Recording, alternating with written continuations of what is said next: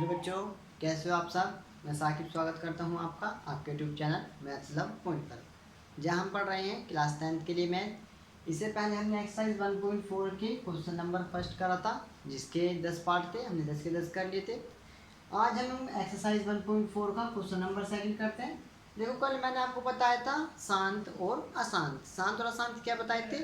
जिनका हमारा जो हर था, अंश और हर, जैसे ये हमारा a/b है, तो ये तो हमारा अंश है और ये हमारा हर है। तो जो हमारा हर है, अगर इस हमारा हर किस फॉर्म में बन रहा है, 2n इंटू 5m के रूप का बन रहा है, तो हमारा क्या होगी परिमेय संख्या? शांत होगी। और अगर ये नहीं बन रहा तो क्या होगी? अशांत होगी। इससे पहले लेक्चर में हमने आपको ये बताया था। देखो, इसका क्वेश्चन नंबर 2 है। क्या कह रहा है हमसे क्वेश्चन नंबर 2? देखो, मैं बुक से पढ़ रहा हूँ, ठीक है बच्चों। कह रहा है कि ऊपर दिए गए प्रश्नों में उन परिमेय संख्याओं के दशमलव प्रसारों को लिखिए जो शांत है। मतलब क्वेश्चन नंबर 2 में ये कह रहा है कि जो क्वेश्चन नंबर फर्स्ट था हमारा, उसमें हमें कौन सी परिमेय संख्याएं लिखनी है? वे परिमेय संख्याएं लिखनी है हमें इसमें जिनका दशमलव प्रसार क्या था? शांत था। क्या था? जिनका दशमलव प्रसार शांत था। अब जैसे मैं एक क्वेश्चन बता रहा हूँ आपको, देखो बच्चों, मैं बुक में से बता रहा हूँ आपको कि कौन कौन से शांत होंगे, ठीक है, क्योंकि हमने ये करा दिया।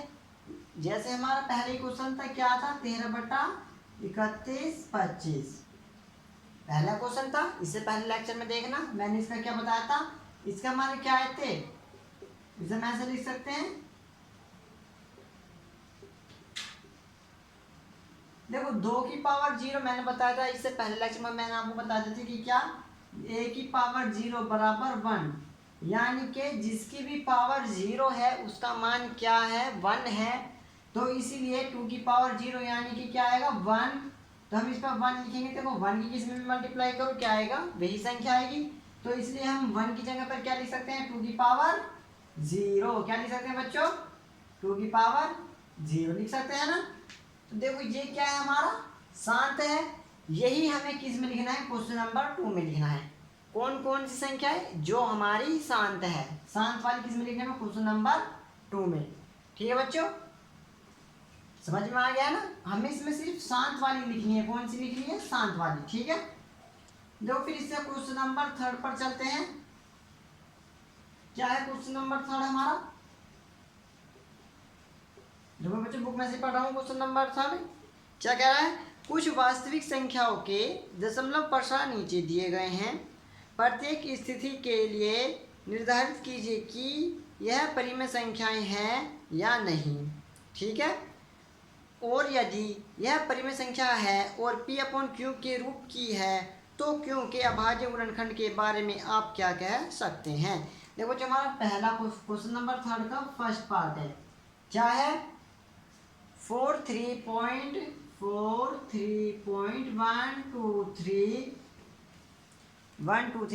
5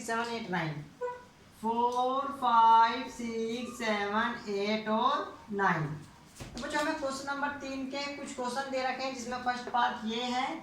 हमसे क्या पूछ रहा है? हमसे कह रहा है कि हमें एक संख्या दे रखी है, इसे का हमें क्या बताना है कि परिमेय संख्या है या नहीं है। परिमेय संख्या कौन सी है जो हमारी P/Q के रूप में लिखी जा सकती है? कौन सी जो P/Q के रूप में लिखी जा सकती है? और अगर ये P/Q के रूप में लिखी जा सकती है, तो हमें बताना है कि जो इसका जो इसका हर है, यानी हर क्या है इसमें? Q के अभाज्य गुणनखंड यानी फैक्टर क्या होंगे? Q के अभाज्य गुणनखंड यानी Q के फैक्टर क्या होंगे? तो पहले देखो, हमें यही बताना है कि परिमेय संख्या है या नहीं है। तो देखो, इसके लिए हम क्या फर्स्ट क्वेश्चन करते हैं। ध्यान से देखना बच्चों। देखो, क्या 4 3.1 2 3 4 5 6 7 8 और 9। देखो, पॉइंट हटाएंगे, कितनी? 0 1, कितनी? 1 2 3 4 5 6 7 8 9, कितनी 0 लगाने? 9। 1 2 3 4 5 6 7 8 9 लिख सकते हैं। देखो, इसे हम इस तरीके में, देखो यहाँ क्या लिख सकते हैं हम इसे? ऊपर क्या बचा 4 3 1 2 3 1 2 3 4 5 6 7 8 9 लिख सकते हैं। इसे हम क्या लिख सकते हैं बच्चों, 10 की पावर 1 2 3 4 5 6 7 8 9, 10 की पावर 9 के रूप में लिख सकते हैं। लिख सकते हैं बच्चों। आगे देखो, इससे क्या कर सकते हैं, इसे देखो 4 3 1 2 3 4 5 6 7 8 9, इसे क्या लिख सकते हैं हम 2 इंटू 5 लिख सकते हैं और उसकी पावर 9 लिख सकते हैं ना। देखो बच्चों, हमें यही तो करना था। क्या करना था हमें, इसके भाज्य गुणनखंड में तोड़ना था हमें। देखो ये हमारा किस रूप में है, देखो ये हमारा किस रूप में लिखा है, P अपॉन Q के रूप में लिखा जा रहा है। P अपॉन Q,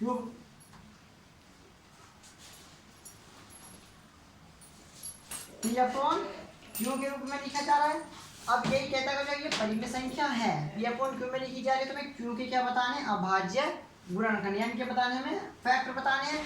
देखो हमारा लिखा जा रहा है। अब हमें पता है क्या, 10 के अभाज्य गुणनखंड क्या होंगे हमारे,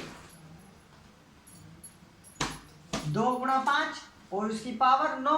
तो देखो इसे इधर देखो कैसे लिख सकते हैं हम, इसे बताओ 4 3 1 2 3 4 5 6 7 8 और 9, क्या जाएगा 2 की पावर 9 इंटू 5 की पावर 9, हम लिख सकते हैं 2 की पावर 9 इंटू 5 की पावर 9 लिख सकते हैं बच्चों। तो देखो अब हमें क्या बताना था कि परिमेय संख्या के रूप में लिखा जा सकता है या नहीं।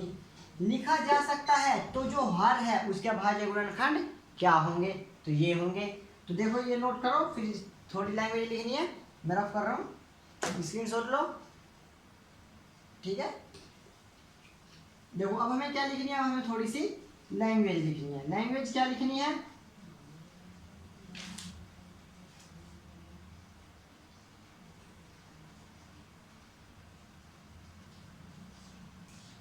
देखो लिख देंगे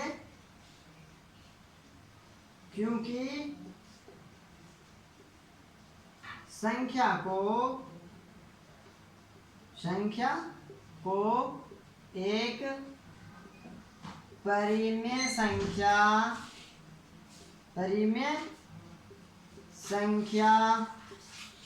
P अपॉन Q के रूप में, P अपॉन Q के रूप में व्यक्त कर सकते हैं,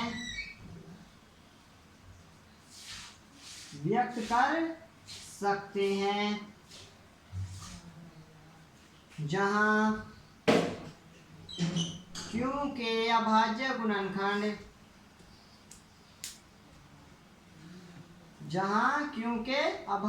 गुणनखंड क्या है बच्चों हमारे, 2 या 5 या दोनों। ये क्या रहा है हमसे, यही तो पूछा था कि गुणनखंड बताइए, 2 या 5 या दोनों हो सकते हैं,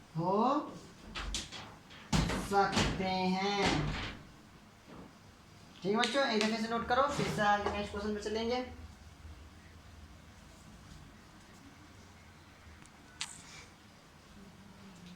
देखो बच्चों, क्वेश्चन नंबर 3 का सेकंड पार्ट है क्या, 0.120 और ऐसे डॉट डॉट डॉट के आने, इसका मतलब आगे भी ऐसे हमारी संख्या क्या होगी, चलती रहेंगी।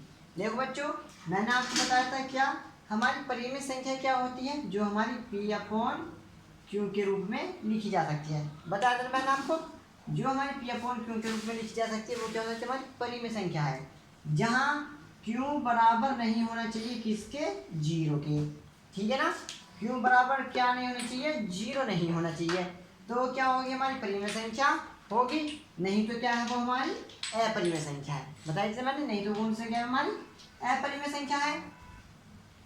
देखो बच्चों, इसे हम P अपॉन Q के रूप में नहीं लिख सकते, क्यों, क्योंकि हमें इसकी एग्जैक्ट वैल्यू नहीं पता, हमें इसकी एग्जैक्ट वैल्यू नहीं पता।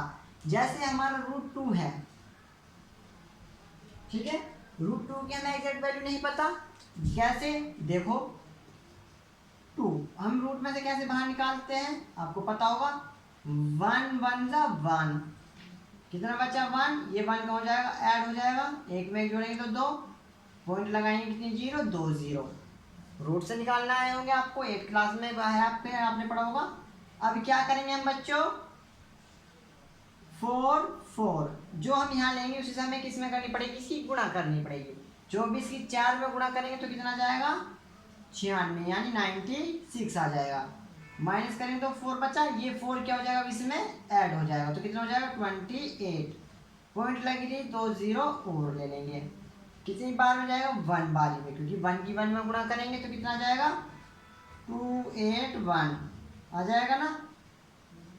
तो कितना बचा 9, 9 में से 8 गया 1, 3 में से 2 गया 1। देखो बच्चों अब ये 1 का हो जाएगा इसमें ऐड हो जाएगा, कितना हो जाएगा 282, पॉइंट लग रहा तो 2 0 और ले लेंगे। अब देखो कितनी बार में जाएगा, लगभग 4 बार में जाएगा, ठीक है। 4 चौक 16, 4 दूनी 8 और 1 9, 4 8 32 का 2 80 लगा 3, 4 दूनी 8, 8 और 3 11, ठीक है बच्चों। इसमें से माइनस करो, ये 4 क्या हो जाएगा फिर ऐड हो जाएगा। तो ऐसे हमारी क्या, ये हमारी चलती रहेगी, क्या रहेगा हमारा चलती रहेगी। हमें इसकी एग्जैक्ट मान नहीं पता चल पाएगा, √2 का हमें एग्जैक्ट मान नहीं पता चल जाएगा। मैंने आपको बताया था कि √2 क्या हो जाएगी, तो हमारी एक अपरिमेय संख्या हो जाएगी। इसी टाइप से ये हमारी चलती जा रही है, तो ये हमारी क्या क्लियर पता नहीं चल पा रहा कि मतलब एग्जैक्ट क्या आएगा मान। तो ये क्या होगा हमारा, जरूर कुछ ऐसा रूट में बैठेगा कुछ होएगा, तो क्या हो जाएगी हमारी अपरिमेय संख्या। तो लिख देंगे हल, क्योंकि दी गई संख्या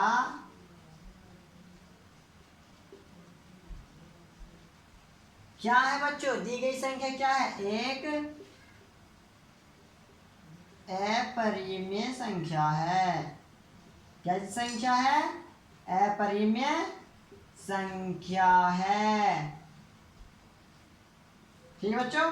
नोट डाउन करो, इससे बाद अगले नेक्स्ट क्वेश्चन पर चलते हैं, स्क्रीनशॉट लो, ठीक है, आपने नोट कर लिया होगा। देखो बच्चों इससे क्या है हमारा एक आगे एक क्वेश्चन और है, क्वेश्चन नंबर 3 थर्ड पार्ट है, ठीक है, वो भी इसी टाइप से होएगा।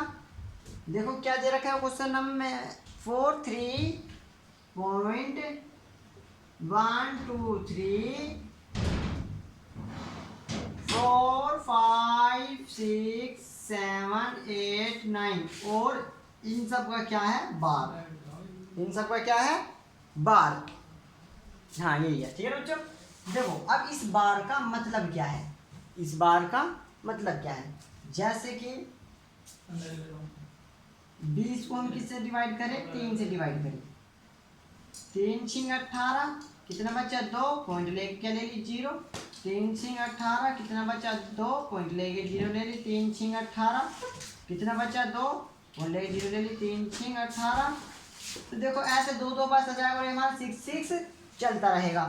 तो हम इस 6 को बार बार ना लिख कर क्या कर सकते हैं, हम इस 6 को बार बार ना लिख के क्या लिख सकते हैं, 6.6 का बार का मतलब ये संख्या क्या बार बार आती रहेगी, बार का मतलब क्या ये संख्या बार बार आती रहेगी। तो देखो इस पर 1 2 3 4 5 6 7 8 9 इनका बार है, इस बार का मतलब क्या है कि मतलब 9 के बाद क्या जाएगा हमारा फिर 1 2 3 4 5 6 7 8 9, फिर 1 2 3 4 5 6 7 8 9 और फिर 1 2 3, ऐसी क्या संख्या हमारी चलती रहेगी, 9 फिर 1 2 से 9, फिर 1 2 से 9 तक, फिर 1 2 से 9 तक। तो हमने क्या करा 1 2 3 4 5 6 7 8 9 तक डिजिट लिख के उसके ऊपर क्या लगा दिया, बार लगा दिया, क्या लगा दिया, बार लगा दिया। इस बार का मतलब क्या है कि संख्या हमारी बार बार रिपीट होती रहेगी। तो हम इसमें क्या लिख देंगे, परिमेय, देखो लिख देंगे हम यहाँ, देखो बच्चों जैसे 20/3 था, तो क्या ये हमारी परिमेय संख्या थी ना, थी परिमेय संख्या थी, लेकिन बार बार आ रहा था तो क्या कोई बात नहीं, थी तो हमारी परिमेय संख्या ही, ये तो तुम्हें दिख रहा है कि परिमेय संख्या, मैंने बताई परिमेय संख्या क्या, जो हमारी P/Q के रूप में लिखी जा सके, वो क्या हमारी परिमेय संख्या है। देखो ये है, इसका भी देखो हम क्या करते हैं, क्या हल क्या लिखेंगे, क्योंकि दी गई संख्या ठीक है, दी गई संख्या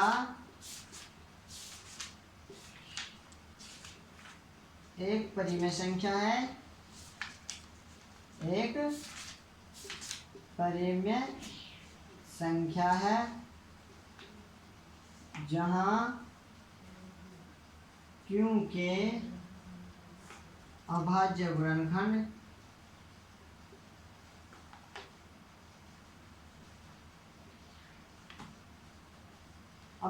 देखो बच्चों, जब हम पॉइंट हटाएंगे तो भाई 4 3 पॉइंट ऐसे करके तो 1 0 0 0 0 0 0 0। देखो हमें इसकी एग्जैक्ट वैल्यू नहीं पता कि कहाँ तक जाएगा, तो इसलिए हमें यहाँ भी इसकी एग्जैक्ट वैल्यू नहीं पता चल पाएगा कि ये हमारी जीरो कितनी आएगी, तो हम इसे इसलिए इस रूप में नहीं दिखा सकते, हमें यहाँ डायरेक्टली लिखना होगा।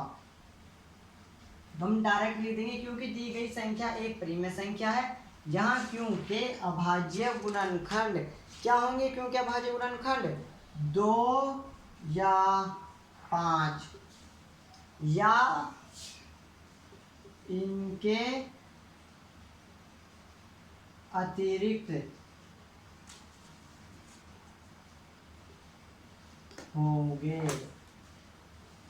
देखो अतिरिक्त क्यों होंगे, देखो अगर जो 1 0 0 0 चलेंगे तो जीरो कैसे बनेगा, 2 × 5 जीरो तो जब भी बनेगा, पर हमें इसकी एग्जैक्ट वैल्यू नहीं पता कि कितनी जीरो आएंगी या क्या आएगा, तो हो सकता है हमारा 3 आ जाए 4 आ जाए, तो हम लिख देंगे 2 या 5 या इनके अतिरिक्त एक संख्या और होगी, ठीक है ना, या इनके अतिरिक्त एक कोई गुणनखंड होगा, ठीक है, या तो 2 होगा या 5 होगा, या इनके अतिरिक्त एक और कोई क्या होगा गुणनखंड होगा, या इनके अतिरिक्त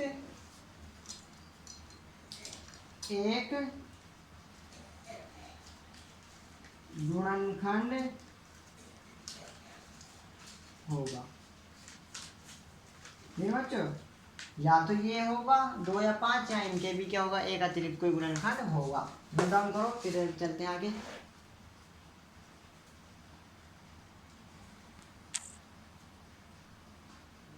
देखो बच्चों, इस चैप्टर में इस लेक्चर में इतना ही। हमारी इसमें एक्सरसाइज 1.4 कंप्लीट हो चुकी है और चैप्टर फर्स्ट भी आपका कंप्लीट हो गया है, ठीक है। कल हम चैप्टर 2 शुरू करेंगे, जो हमारा क्या है, बहुपद है, ठीक है बच्चों। इससे पहले जो लेक्चर हमारे शायद 6 हो गए हैं शायद, 7वां लेक्चर है, ठीक है। आप सारे लेक्चर देख लेना और अपनी कॉपी मतलब नोट डाउन कर लेना अपनी कॉपी में। बस इस लेक्चर में इतना ही, कल मिलते हैं आपसे नए चैप्टर के साथ। चैप्टर का नाम बहुपद है, थोड़ा बहुत पढ़ कर आना और हम बताएंगे। अगर आपको वीडियो पसंद आई हो तो लाइक करना और ज़्यादा से ज़्यादा शेयर करना। अगर आप हमारे चैनल पर नए हैं तो सब्सक्राइब करना, ठीक है। जब तक के लिए जय हिंद जय भारत।